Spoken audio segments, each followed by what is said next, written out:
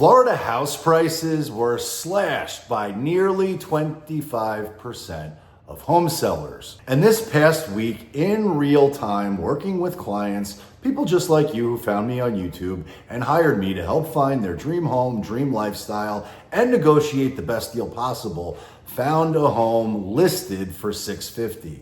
And we're somewhat interested in looking at the property, but were blown away when the seller panicked, lost their mind, and slashed the price by $50,000 in one day being listed on the market.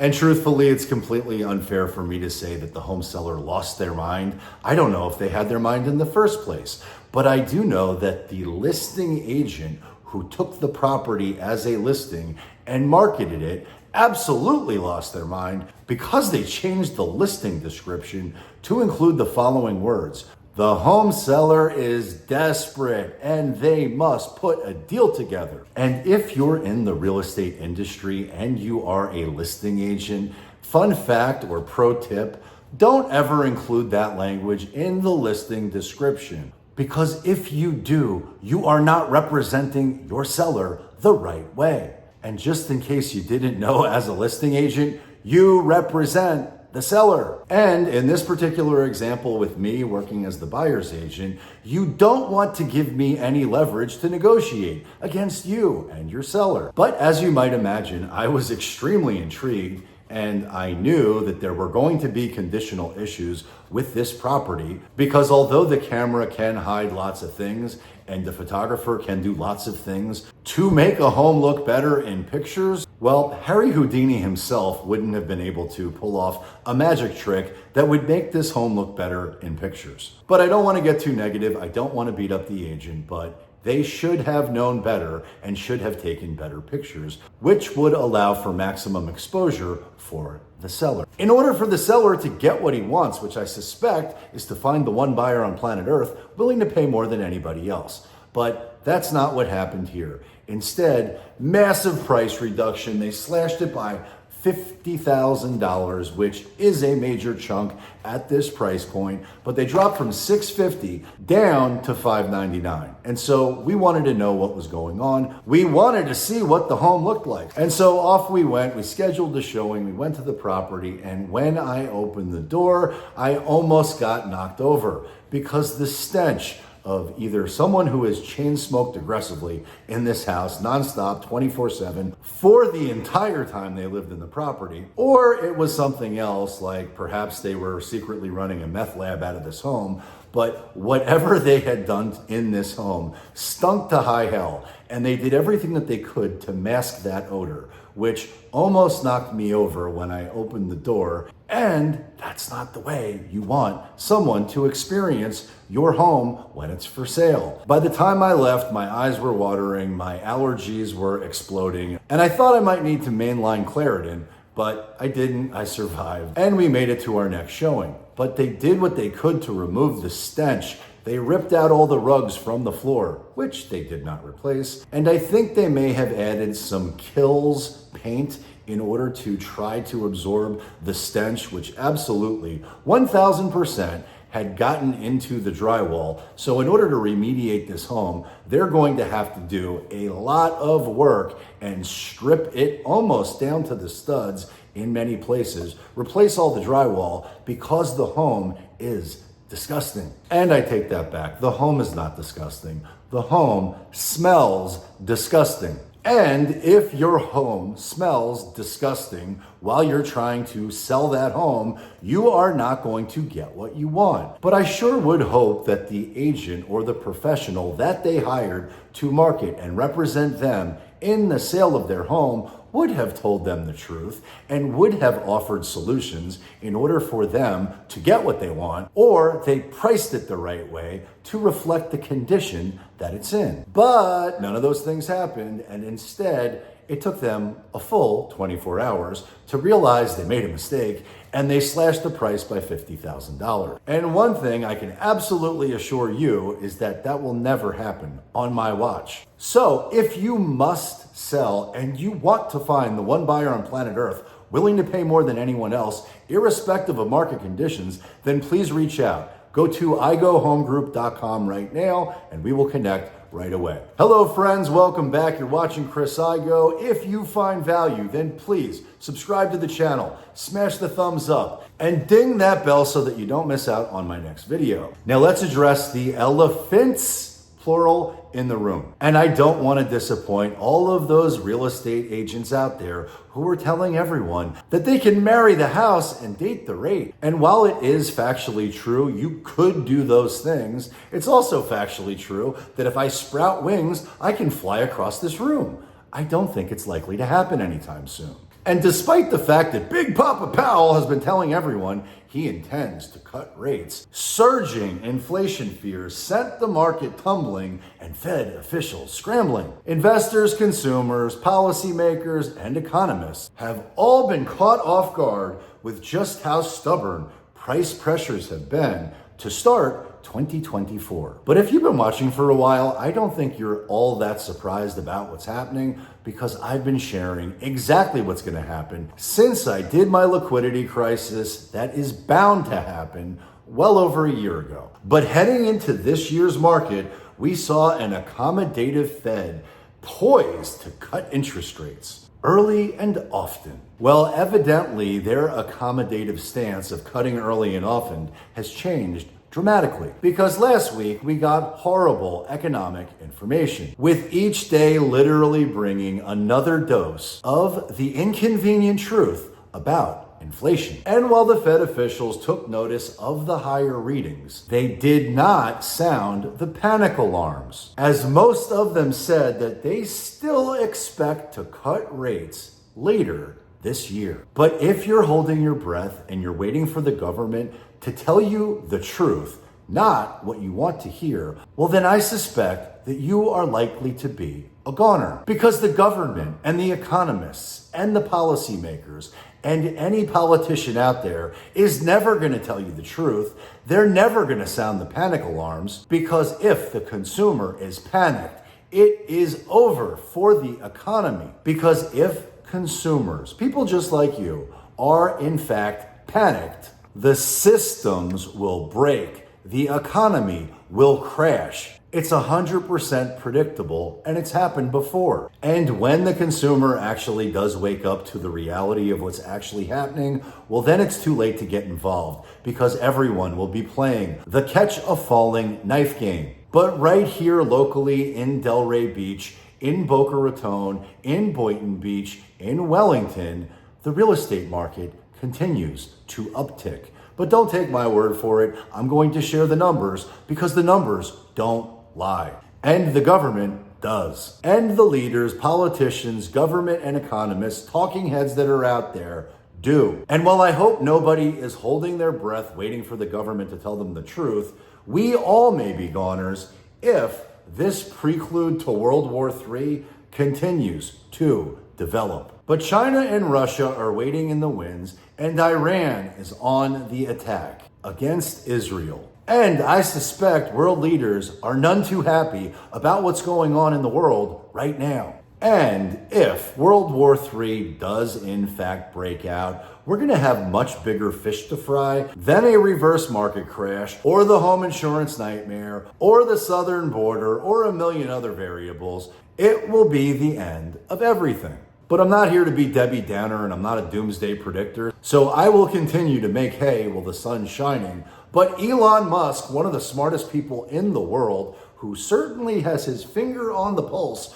of what's happening in the world economies. And whether you like him or hate him, it's kind of irrelevant. I don't think anybody can argue that he understands global supply and demand at scale better than probably anyone else. And I always want to pay attention to what the smart money is doing.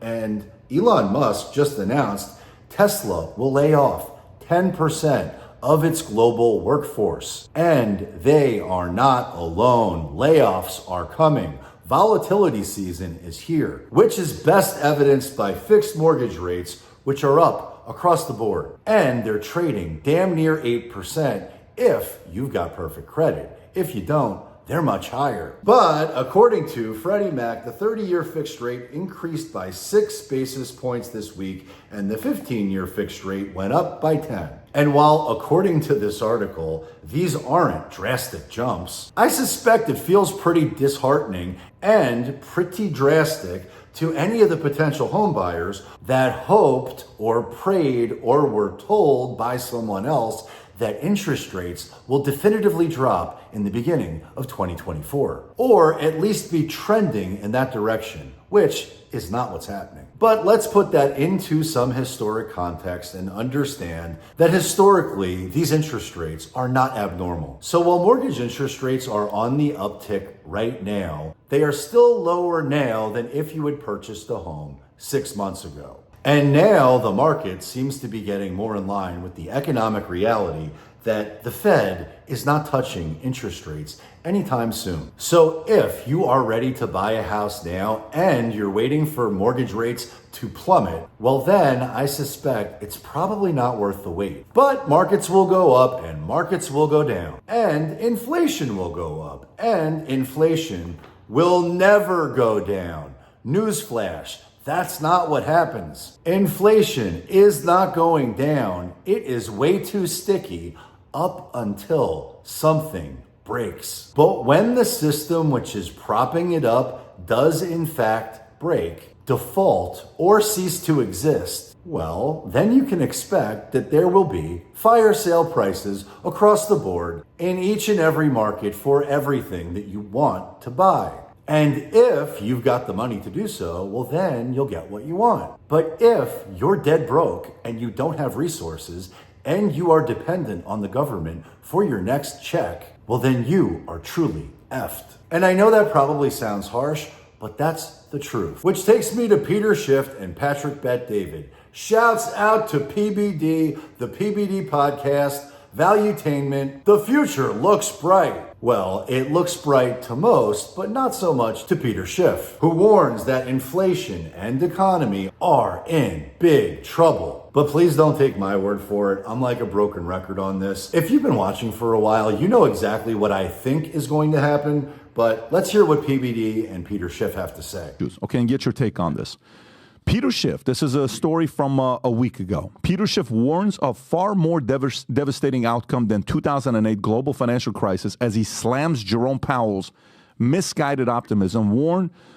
Peter Schiff warns that rising gold prices should prompt the Fed to raise interest rates if it truly follows data stating if the Fed really was data dependent, the rising gold prices would cause it to raise interest rates. Can you break this down on what you meant on this statement here? Yeah, well, rates are too low. I mean, gold is telling you that, right? Gold is breaking out to new highs. To the average person, can you break down what you mean by that? Gold is telling you rates are too low. Average person listens to this, says, what do you mean by that, Peter? Well, you buy gold as an alternative to U.S. dollars or U.S. treasuries. Foreign central banks are selling their dollars and buying gold. And why are they doing that? They're foregoing the interest that they could otherwise earn on treasuries to own a non-interest bearing asset like gold. Well, the main reason to do that is if you believe inflation is going to be higher than that interest rate, that means you have a negative yield and you're going to lose purchasing power if you stay in dollars or in treasuries. And so they are selling and they are buying gold. Look, the price of gold in the 1970s went from $35 an ounce to over $800. Right? That's not a coincidence that happened during the year or the decade of all this inflation. And what gold is doing... Also when we got off gold standard. Right, but that let us print a bunch of money. But it wasn't gold that was going up. It was the dollar that was going down. Like, for example, oil prices in 1970 were about $3 a barrel. In 1980... they were $30 a barrel. But the difference was in 1970, we paid in gold. In 1980, we paid in paper. And so it wasn't that the oil price was going up. It's the money that we were using to buy oil was losing value. And so we had to pay more dollars to buy the same barrel of oil. I mean, that's why you mentioned women working. This was my comment on women, in the workforce. The main reason that so many women entered the workforce during the 1970s was inflation eroded away the value of their husband's paychecks. And so because inflation caused the husband's paycheck to lose so much purchasing power, his wife had to get a job to make up the difference. Now, part of it was also rising taxes. There was a lot of bracket creep during the 70s where inflation pushed people into higher brackets. But it's not like, oh, women were just all liberated and all wanted to work. They were liberated when they didn't have to work. They got forced to work because it was the only way to pay the bills. Now, the comment I made more recently is that that's how we basically got through that time period. We had a spare laborer. We had somebody who could come off the bench onto the field and help out. And that's how families were able to survive because they now had a second breadwinner. But now you don't have that because most families, the husband and wife already work. So what are people doing now? How are people surviving this inflation? Well, look at the jobs reports that we get every month. We have all these jobs that are being created, 200,000, 300,000. What they don't tell you is these are all part-time jobs. We are net losing full-time jobs, and they're going to people who already have jobs. So people are working second and third jobs. Moonlighting is at an all-time high in America because that's the only way that people can pay the rent or put food on the table. People don't want these jobs. The creation of these jobs is not a good sign. It's a bad sign. It's not a sign of a strong labor market. It's a weak labor market. In a strong labor market, you can make it on one job.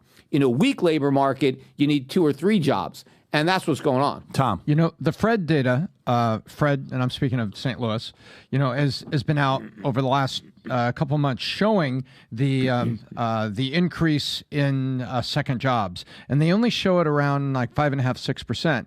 But when I dive into it, they're really talking about W-2 jobs that they can identify as a full-time position. They're not talking about like a 1099, like you're driving Uber or Lyft with the family car.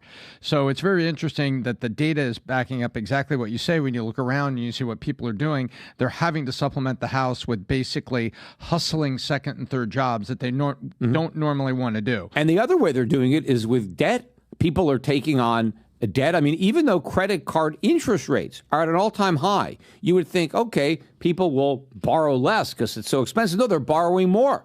Yeah, credit we're up card over debts, 1.1 trillion now, right? Yeah, I mean, and so that's what's also helping the spending is that people just borrow and spend if they can't earn enough. Can I ask you to just rewind just a second? In what we were looking at was where you said of a far more devastating outcome, and I appreciate everything you've said underlying it. What does that outcome look like to the average person that's listening? What would that more devastating outlook look like? We saw in 08, 09, the market crash, housing prices went down, unemployment skyrocketed. Those are the things that people could see, feel, and touch. When you say more devastating outcome than 08, what does that look like? We have to appreciate the fact that really, in earnest, it started in 2001, 2002, after the dot-com bubble burst, right? That's when the Fed first lowered rates to 1%. I mean, Greenspan made a lot of policy errors in the 90s as well, and that's kind of why the stock market bubble got as big as it did. But the policies really, went to, the sublime in 01 and 02 with the rate cuts that gave way to the housing bubble, which led to the 08 financial crisis. But every time the Fed creates a misallocation of resources, malinvestment bubble, every time it pops, instead of allowing the market to fully correct for all the mistakes that were made in the past, right? The recession, as far as the business cycle goes, this boom-bust cycle, the boom is where the mistakes are made. The bust is where they get corrected. And you have to allow the market to do its job. But in the short run, that's painful because people lose their jobs, they lose money, and the voters don't like that. So there's always political pressure on the government, the Fed, to try to fight a recession when the recession is the cure. So fighting it simply makes the disease worse. But what they do is they keep creating more inflation, and it's kicking the can down the road and postponing the inevitable pain. But every time they do that, they make the underlying problem worse, and therefore the ultimate pain to resolve it, right, worse. And so my point is we are now at the final like crossroads where the Fed has to pick the lesser of two evils, right? So on the one hand, it can fight the inflation that it created, with QE and all this, the expansion of its balance sheet. It can fight the inflation. But to do that means interest rates have to go much higher than they already are. They have to go high enough to force massive cuts in spending on the government level and on the household level. But our whole economy is based on spending right now. It's a bubble. And so they have to create a massive recession. It's not that recessions are necessary to fight inflation. It's just that what's necessary to fight inflation will also cause a recession because of the underlying nature of the economy. And this recession, which will have a housing market crash, a stock market crash, will result in a wave of defaults and failures. There can't be any bailouts like we did in 2008. So when a bank fails, they can't bail it out. They have to let it fail. And they have to allow the depositors to lose money. There's no money to bail out the depositors. They have to lose. The government has to tell people on Social Security and Medicare, we just don't have the money to make the payments. We're not talking about making cuts for people in the future. The checks we're sending out right now, we don't have enough money. We gotta make those smaller. Right? Social Security, the trust funds, so-called trust funds, are already selling treasuries right now. Social Security already takes in less than it puts out. It's insolvent. So the government has to tell government pensioners, we can't make the pensions because we're broke. We actually have about a $3 trillion a year deficit right now, maybe closer to 4. I mean, even if they massively increase taxes on the middle class, I don't think there's enough they could do it. So they have to make these deep cuts to government spending. And of course, that's going to be very problematic for people who were counting on Social Security or who lost their savings in the bank. In fact, if the Fed really fights inflation, we probably can't pay the interest on the national debt because right now we're spending about $1 trillion a year on interest on the national debt. If the Fed, let's say, raised interest rates to where they need to be, given the short-term nature of the debt, within a few years, we could be spending $3 or $4 trillion on interest on the debt, which can consume 100% of tax revenue. And of course, we can't cut Social Security, cut Medicare, right, and pay the Chinese 100 cents on the dollar. I mean, that's just not going to fly. So we would have to default. We would have to tell our creditors, we can't pay you what we owe you. Well, maybe we'll pay you some discounted rate. So all these difficult things are going to happen if the Fed really does what it needs to do. But politically, that's like a non-starter to force all those, tough choices on the politicians. So the other choice they have is, okay, we're just going to allow inflation to keep continuing. Now, they can't say that. They have to pretend that, oh, we've done enough, it's coming back down. But they've really conceded the war, because they know that fighting it will do too much collateral damage. So we're going to have runaway inflation. Inflation is going to keep getting worse. Ultimately, that's going to destroy the dollar's role as the reserve currency. And people are going to see the value of their Social Security benefits eroded anyway. The bondholders are not going to get paid. They're going to get inflated away. So the real losses that inflation is going to impose on all the government creditors, including people, that own dollars, but all government creditors are going to suffer more through inflation than they would through, devaluation or depression, whatever we would have if we defaulted. But the politicians would rather create the inflation because the pain and the damage will be pushed to the future a little bit, and they can always point the finger at somebody else. The government always blames inflation on the private sector. They blame it on greedy businesses. They blame it on Putin. They blame it on everybody but themselves. But there's only one source of inflation, and that's the government, and it's the government plus the Federal Reserve, working in tandem with the government. Hey, yo, pause. Well, I know many of the things that he is sharing in that interview are factually true and undeniably going to happen at some point in the future. I also know that this week, while working with a very nice family, someone just like you who found me on YouTube and hired me to help find their dream home, dream lifestyle, and negotiate the best deal on planet Earth for them, which you can do too by going to igohomegroup.com right now. But just a few days ago, we started scheduling showings on homes which might be right for them in Wellington, Florida. And I know there's a lot of misinformation out there about the market crash that is bound to happen and the collapse that we're seeing right now because of the insane cost of living and the insane appreciation of the real estate market. Everybody knows the market's about to crash, right? And to be clear, I know we're in April, but if we look backwards, March versus February, the average sold price in Wellington was up 10.6%, from 1.296 to 1.433 million for a single family home in Wellington, Florida. But the supply side upticked 22%, with the month supply of inventory jumping from 5.3 months to 6.5 months. And the average days on market skyrocketed from 65 to 95, up 46.2%.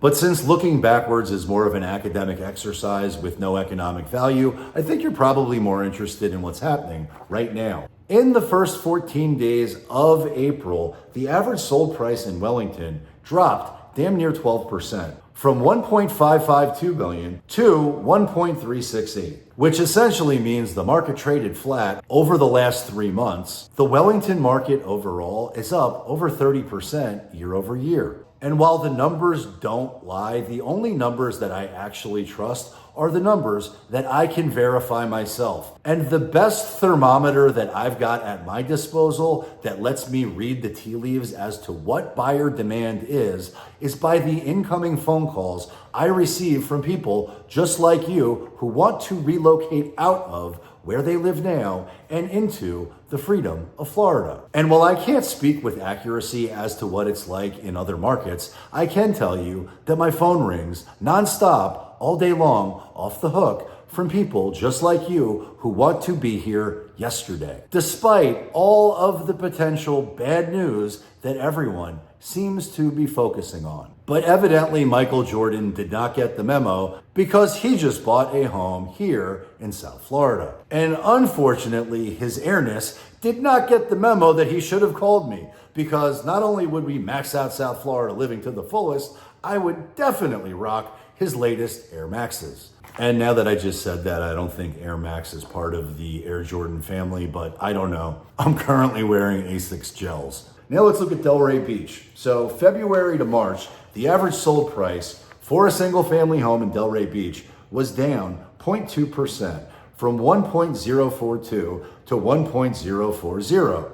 Not really a big move, but nobody likes a downtick. And the month supply of inventory in that same period also decreased, down 16%, from 5.6 months to 4.7, which tells me that in April, we're likely going to see an uptick in prices. And ba-bam, that's exactly what happened. Average sold price so far up 10.1%, from 1.168 to 1.286. But the month supply of inventory for single family homes in Delray Beach skyrocketed so far this month, up 44.2%, from 4.5 months to 6.5 months. Now, I also know that it is going to be summertime, so I'm not surprised we're seeing an uptick in inventory when people are away for the summer, or more importantly, wanting to be in their new home by next school year. So the uptick in inventory isn't particularly surprising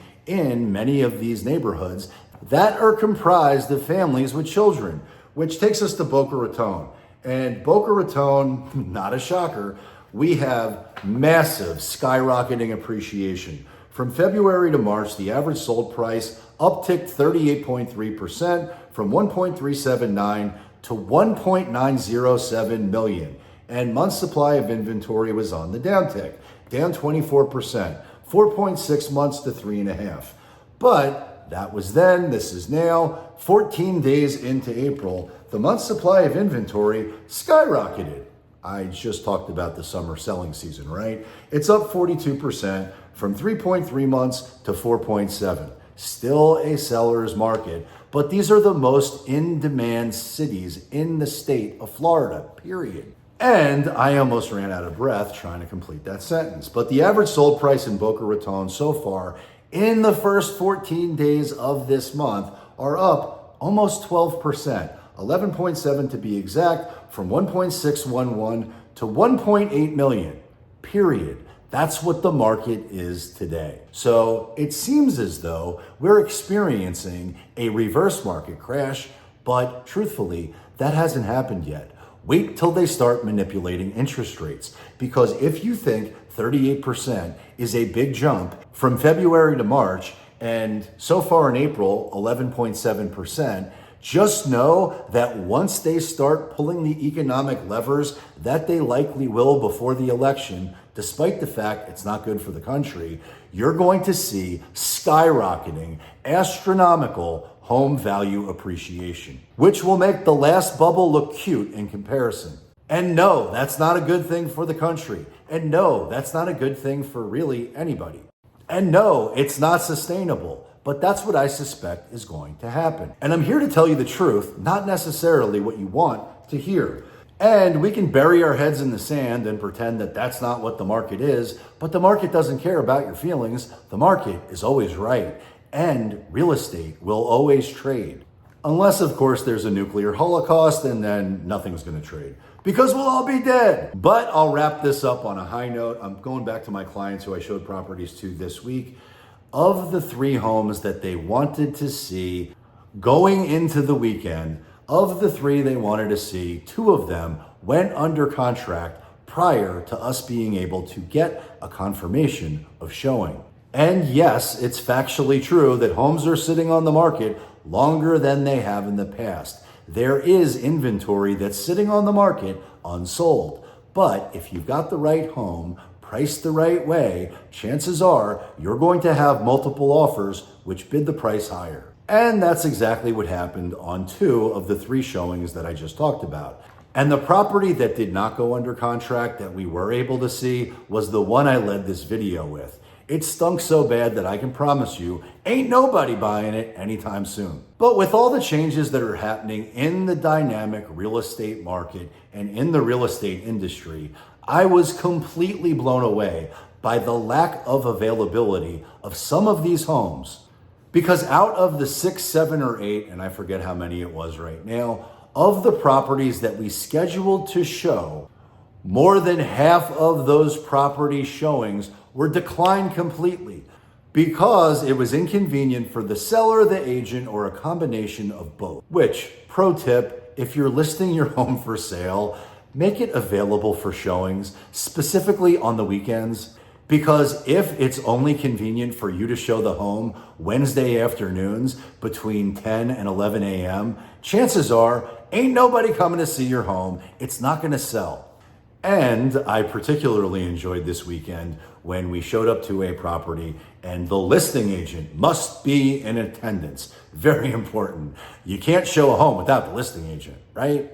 And while on some products it is very important for the listing agent to be there to represent you the right way, we were not shopping in that price point. And on 2 of the homes that we went to see, the listing agent was not there. One of them confirmed the showing and then denied he confirmed the showing. So I had to sweet talk my way into the property because the tenant was not too pleased at first. But it turns out he's a nice guy and a nice family, and we got in to see that property. But on the next one, where the listing agent needed to be there, the seller opened the door, and I could tell she was a little bit intimidated by the process. So it would have given her great comfort if her listing agent was there. But I also knew how to make her feel comfortable, and she was generous, kind, and gracious enough to allow us to do the showing without the listing agent being there.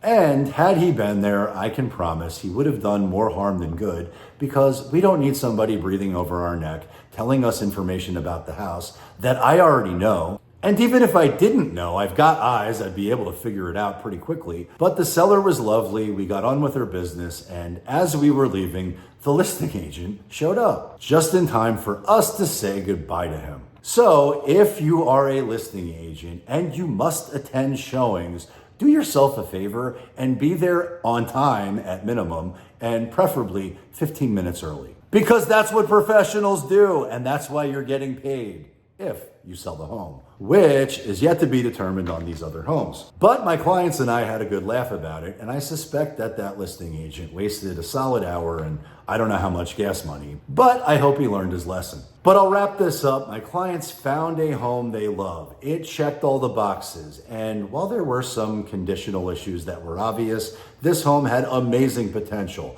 Big, open, bright, beautiful, in the right place, zoned for the best schools, with all the resort amenities that anybody could ever want. This would absolutely be a winner for them if we can get it under contract. And I knew, even though the home was only on the market for, at that point, I think 2 days, it was definitively going to be a multiple offer situation. Which, to nobody's surprise, I was right. There were 4 contracts on the property as we were contemplating whether we would proceed with this contract. And I knew and let my clients know that the odds are that this home is going to trade significantly higher than list due to the fact that there are 4 contracts in place already. And multiple competing contracts will bid the price higher, which unfortunately was likely going to push this house out of their financial comfort zone. So of course I did exactly what you would expect me to do. I twisted their arm and tried to high pressure sales them into making an offer on a home they can't afford, right? Because everybody knows that real estate agents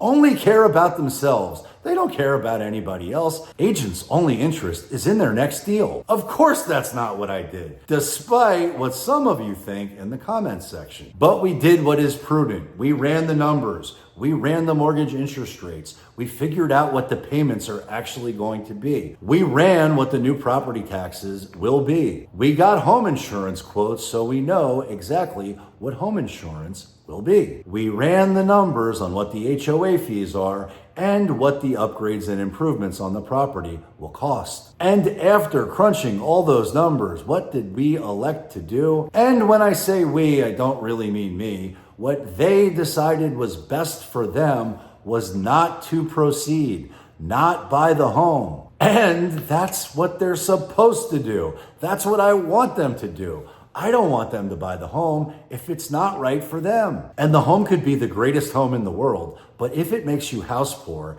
and it ruins your quality of life, then I don't want you to buy it. I don't want you to have buyer's remorse. And I'm never going to twist anybody's arm to do anything that is not right for them. But if buying a home is right for you, or if selling a home is right for you, and you want the best deal possible, and you want to find the one buyer on planet Earth willing to pay more than anybody else, then please go to my website, igoehomegroup.com. We will connect directly. Thank you for watching. I hope you found value. Subscribe to the channel, and I'll see you on my next video.